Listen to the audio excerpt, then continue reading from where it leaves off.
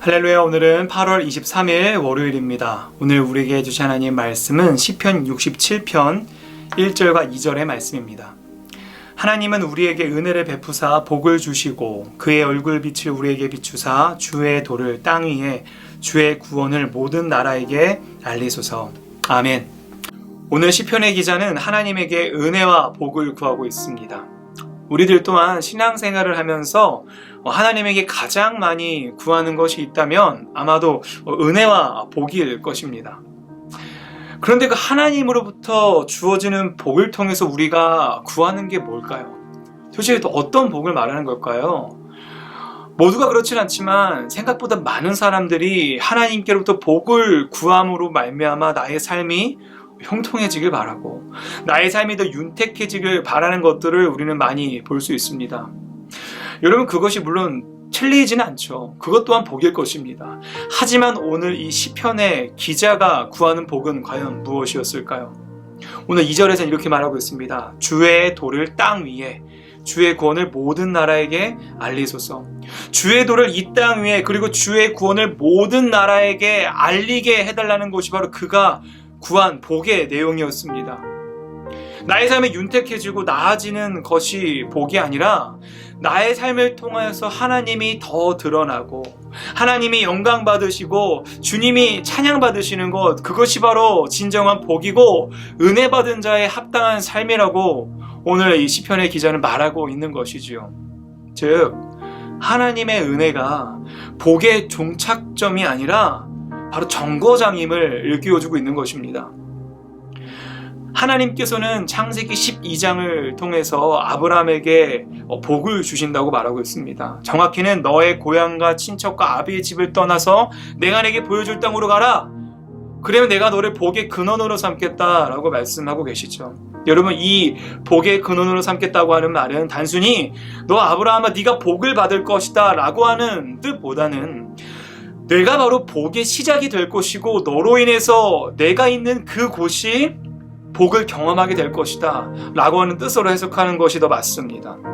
즉 아브라함에게 너는 그 복의 통로가 될 거야 라고 말씀하고 계신 것이죠. 실제로 창세기 12장 3절을 보아도 모든 족속이 너로 말미암아 복을 얻을 것이라 라고 말씀하고 계신 것처럼 말입니다. 이 시편이 기록될 때에는 신약시대가 아니었습니다. 하나님은 이스라엘 백성을 선택하셨지만 하나님의 시선은 그 이스라엘 백성에게만 향했던 것이 아니었습니다. 그 선택받았던 이스라엘 백성을 통해서 온 땅 가운데 하나님의 나라가 세워지는 것이 바로 하나님의 계획이고 하나님의 뜻이었습니다. 하지만 대부분의 유대인들은 자신들이 선택받았다는 것에 취해서 마치 자신들만 하나님께 선택받았다는 그 선민의식에 취해서 자신들만 우월하고 자신들은 바로 하나님의 복의 대상이라고 착각했던 것이지요. 하지만 요한복음 3장 16절을 보아도 알 수 있듯이 하나님이 사랑하신 것은 그리스도인이라고 말하지 않습니다. 하나님이 세상을 이처럼 사랑하셨다고 말하고 있습니다. 그 세상을 독생자를 내어줄 만큼 사랑하고 계셨던 것이죠. 여러분, 하나님께서 지금 여러분에게 허락하신 그 환경들이 있습니다. 여러분이 다니는 학교, 학원, 그 외의 모든 직장들, 주변 환경들, 그 모든 것들을 허락하신 이유가 뭘까요? 그 환경이 때로는 우리들의 마음에 들지 않을 수가 있습니다. 만족스럽지 않을 때가 있습니다. 하지만 하나님께서 정말 바라시는 것은 정말 그 주변 환경들로부터 복을 비는 존재가 아니라 바로 여러분을 통해서 여러분의 환경이 또한 여러분의 주변 사람들이 복을 받는 바로 그 복의 통로로서 쓰임받기를 우리에게 말씀하고 계신 것입니다. 실제로 하나님께서는 아브라함에게 가나안에 가라고 명령하셨습니다. 여러분, 아브라함의 마음이 어땠을까요? 그 가나안을 생각하면 와, 얼마나 적과 꿀을까, 얼마나 비옥할까, 그런 가나안에 대한 환상이 있지 않았겠습니까? 아니, 하나님이 이렇게 아비와 친척과 모든 것을 떠나 가라고 하신 것인데 얼마나 좋겠어 라고 하는 기대감이 부풀었을 것입니다. 하지만 실제로 아브라함이 그 가나안에 갔을 때 놀랬다는 거예요. 왜요? 실제로 그 당시에 가나안은 척박했던 땅, 광야 같은 곳이었기 때문입니다. 그래서 실제로 가나안에 당도했던 아브라함은 실망하여서 애굽으로 향하기도 합니다. 하지만 하나님의 계획은 뭐였습니까?